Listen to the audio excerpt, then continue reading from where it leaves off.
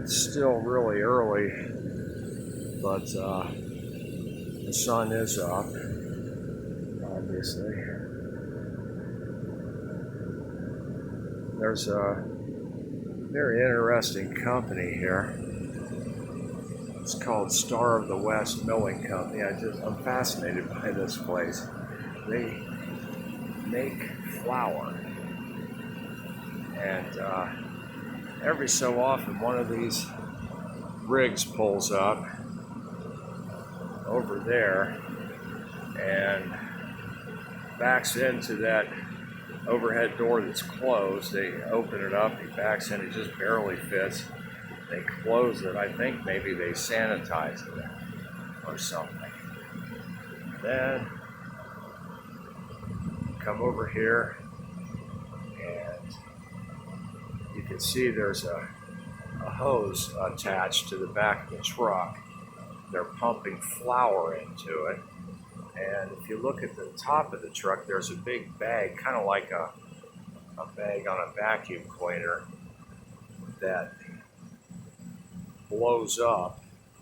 What that does is, I'm assuming, I haven't taken a tour, I'd love to. I'll go in there and ask for one.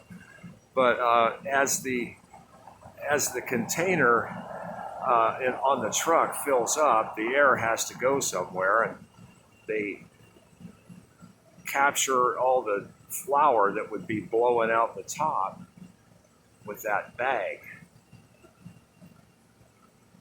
And by the way, there's a lot of no smoking signs. You can't smoke around stuff like this because powder like that can explode.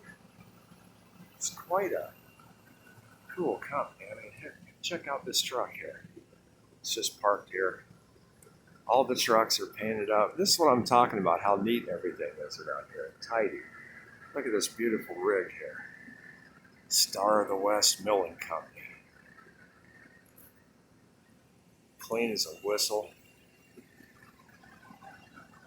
And they have dozens of these trucks, and I'm imagining that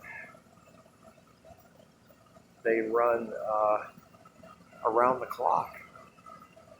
Not sure about that, but it kind of seems like every time I've been past here, they're filling another truck. Then they ship it off, I'm assuming, to big time, Keeblers and whoever, buys huge quantities of flour.